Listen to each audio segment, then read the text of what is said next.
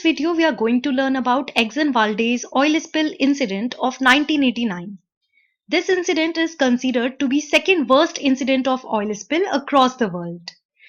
Now, oil and petroleum byproducts are crucial for economy of the country, but at the same time, there is always risk of oil accidents, and accidental spill of oil can damage entire marine ecosystem. So, Exxon Valdez oil spill incident is one such incident in which marine ecosystem was badly affected. Not only this, this is an example of water pollution and also the classic case to see how developed countries deal with environmental disaster of their own territory. So America was basically importing oil for a long period of time from OPEC nations. OPEC stands for Organization of Petroleum Exporting Countries, and these countries include Saudi Arabia, Iran, Libya, Kuwait, etc. Now, as these countries are slightly far away from USA, therefore there is a need of shipment of oil. So, Standard Oil was the company which was involved in shipping oil from OPEC nations to America.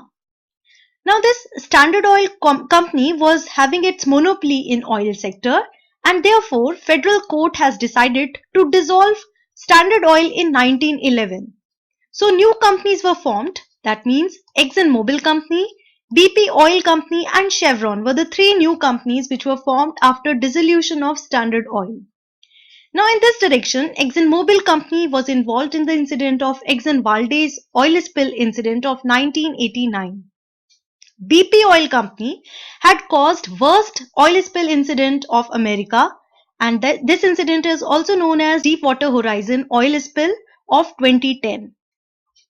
So from 1911 till 1973, these shipping companies were transporting oil from OPEC world to USA. But in 1973, during Arab-Israel war, Arab countries had imposed an oil embargo on USA. In 1973, America faced implication of Arab-Israel war in the form of oil crisis. This was the moment when America was in political favor of Israel, and thereby Arab nations had imposed an oil embargo on USA. That means they simply restricted to provide any sort of oil to America. During this year, every gas station was empty. There was extreme gas shortage in America. No doubt, this was the moment of realization that oil is simply not the commodity on which America could be dependent for long. So this embargo prompted a rapid change in attitude towards energy conservation and also spurred alternative energy investment. We have seen in the next decade, that is 1980s, in America there was massive investment in solar, wind and nuclear power programs. But in the year 1973, there was a big question before President Richard Nixon: how to fulfill oil requirement of the citizens. So in this direction, it was decided that America should be self-sufficient in oil supply. So, Richard Nixon started exploring options of oil extraction within America. Now, one such option was observed to be here in the northern area of USA. Now, this is northern part of Alaska, in which geologists and scientists have observed very rich oil content. So, the problem was that this state of Alaska was slightly far away from rest of the states. So there was a need to transport oil from northern part of Alaska to southern coastal area, and thereby a pipeline system was developed. This pipeline system interconnected northern part of Alaska with southern part, and later shipping companies were involved in transportation from southern coastal city to other states of America. So here, northern part of Alaska, where extremely high amount of oil content was observed, is known as Prudhoe Bay. So Prudhoe Bay was interconnected with Valdez Port.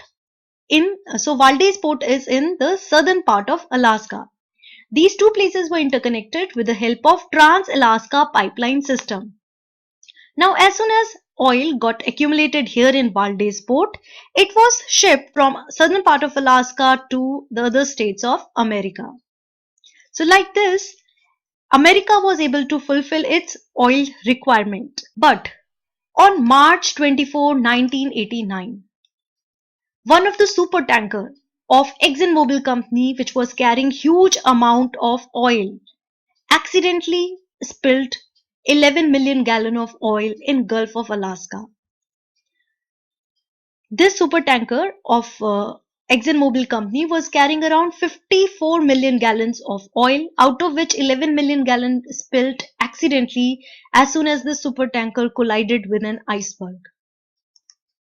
So the location of this spill is Gulf of Alaska. It was the time when the ship of ExxonMobil company just left Valdez port. And at that time, this ship collided with an iceberg and spilled enormous amount of oil in Gulf of Alaskan region.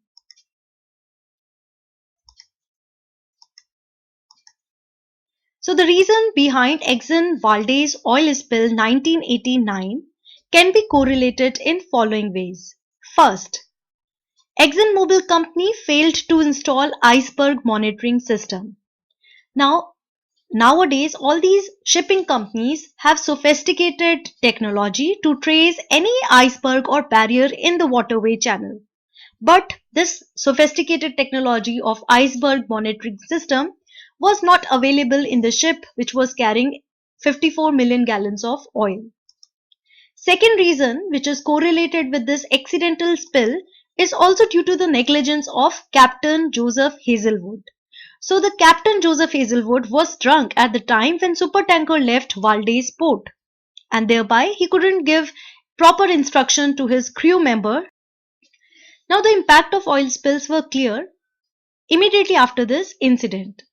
So since massive amount of oil spilled in the Gulf of Alaskan waterway, therefore the impact of oil spill was directly in the water channel. So after this incident, it was observed by American authorities that marine ecosystem was badly affected.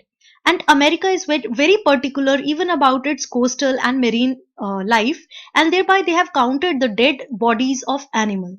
According to this estimate, aquatic life was affected. 300 seals, 250,000 seabirds, 250 eagles, and 22 whales were directly dead at the time when this incident took place. Second impact was noticed on Alaskan coastline. This oil spill resulted in contamination of coastal areas. So around 300 miles of Alaskan coastline was badly contaminated. Not only this, many people who were dependent on fishing lost their livelihood. So it was the moment when livelihood of local people, fishing community was badly affected. So let's see the legal aspects. So in the direction of legal aspects, first point is that ExxonMobil company paid $1 billion immediately for cleanup of contaminated site.